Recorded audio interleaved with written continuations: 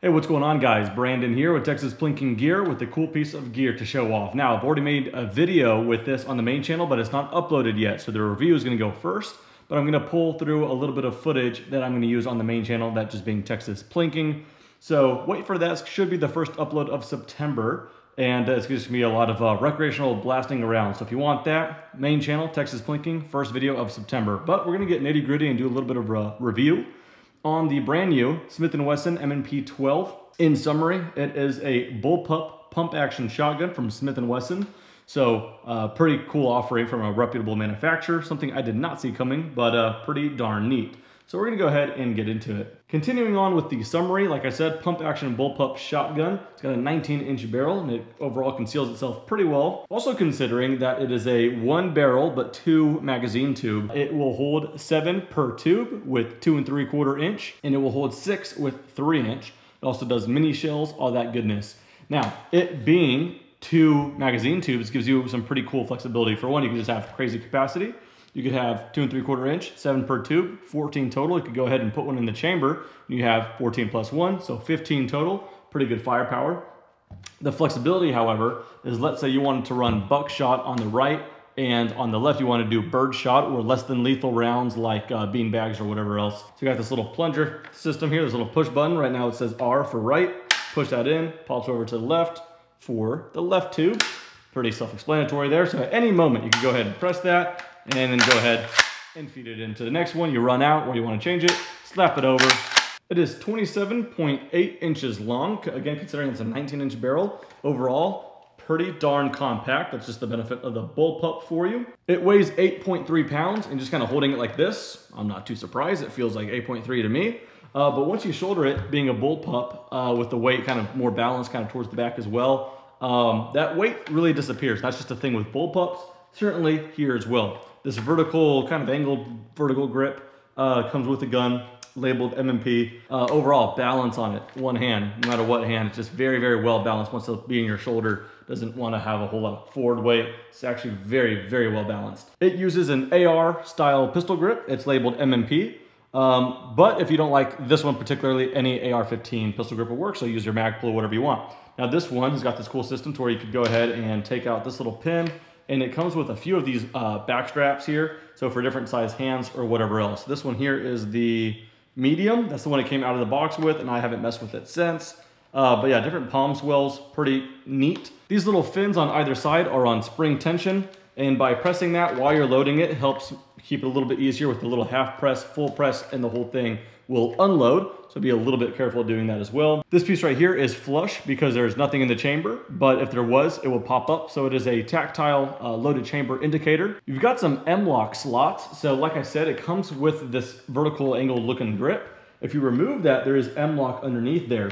I read on Smith & Wesson's website, and they say that there are Lok slots on the barrel shroud, which I believe might be this. So I guess you could put an angle one. I don't know if that continues all the way here as well. I think that's just like to, vent out heat, but it kind of looks like an Lok. I don't know. I guess you could put rails there. However, on the top, you do have the Picatinny rail for optics, and most shotguns are like AKs. When you're mounting optics, you want something really, really low. This, like the DP12 and others like it, if it works for an AR height, you're good here. So just to mention it, this is my Vortex Crossfire red dot. It's like one of the more economic ones, like $149 on the AR mount as far as like the height. And it is perfect. Comes in a ginormous black plastic case, which is kind of cool when unboxing it. I don't know if I would reuse that as far as take it to the gun range in that. I'd rather just throw it in like a soft bag, but it's like this hard case, but the quality is what you would kind of expect when something just like that comes with the gun. The price point. So some people assume it's gonna be much higher. It's priced right around where I would consider it being fair, considering what you get. It is $1,165 being the MSRP.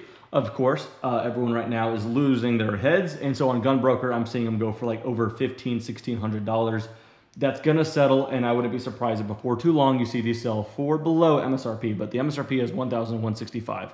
That I would mention that. Wrapping up this short review, I'm gonna talk about just overall impressions. Coming from something like the DP12, it's very, very similar as far as just overall use and everything, but a lot less weight being a single barrel. The overall impressions, like I said, the weight's not bad, but it contains the 12 gauge very, very well. I probably only have If I had to guess, probably like 5 rounds of double-aught buck through it, 5 rounds of dragon's breath. That was kind of fun. And then maybe about 150 rounds of birdshot, just because, you know, wanted to make a video with it on the main channel, so didn't need to shoot double-aught buck for too much. And overall, switching between those different rounds into different manufacturers within the birdshot as well, never really felt like it kicked any different. Pretty darn manageable, all things considered. We'll summarize more impressions with a little bit of pros and cons here. So let's go over the positive first, talking about pros. The obvious pros are the fact that it is a bullpup, so that makes it compact. It is super balanced, and like I've already said, very manageable recoil. Immature factor looks super sweet, and like I said before with the 2 tubes with a little button to push between them, it is super flexible just depending on what you want to shoot and when you want to shoot it. Overall, it's a great gun and I would recommend it, but I'm going to go ahead and end off with a little bit of cons. Time with any gun will show that there's a little bit of cons. Thankfully, the list on this one is pretty short, so figured I would share them with you very quickly. First thing is the first thing I noticed right when I got it out of the box, and that is this. This whole piece right here, what the grip attaches to, is loose, and it has that play and shake rattle sound to it. Same with the DP12, so it's a little bit forgivable, that's fine. But the other thing is just the overall construction of this. Now, there are like things I refer to as polymer and some plastic. The actual difference between the two, I don't really know. But sometimes I feel a certain kind of quality to something, like the lower of this gun, this grip, Magpul grips, the lower of ACRs and SCARs, those feel like sturdy polymer Glock lowers. This, you could probably just hear it. Feels like plastic, feels like the same thing you would feel on like a super squirter. So, you know, I wish that was a little bit beefier. Probably would have added weight, I know, forward weight, but that to me just kind of makes the whole thing feel lesser. If that was more sturdy, this thing would feel like a $2,000 plus shotgun. So that brings it back home to the 1100 some range. The second thing is the tube selectors here. Very cool, very simple. You know, if you're just like out, you can just slap it around. However, right now it's on the right one. If you were to set it down, this is just something to be cognizant of. I'm not even trying. As you can see, the right tube is engaged right now. If I just barely set it down, it clicks over to the left tube. If I put it on the other side, it's gonna click right back to the right tube. So something to be cognizant of. Just, you know, some training if you really care about that so much. If you're gonna be using this defensively and you care about what is chambered in what, you know, magazine tube. If you want to be using your right magazine tube, make sure you put it on its left side because it does switch right when you put it down. The very last con, there's only 3 things. When I eject this, and I've had this happen sometimes with the DP12, but not as often as this one. When I eject it, that spent casing flies out with some force. I mean some serious force, which is totally fine. It hits the ground with force, but every now and then, I feel like I'm shooting it with fine form. That will spin just right and catch me right on my wrist. And the thing doesn't weigh that much, so how it can produce that much pain in my wrist when it hits me, and it's rare, but it has happened. I would say overall I probably have, I don't know, probably close to about 150 to 200 in that window rounds overall with this thing.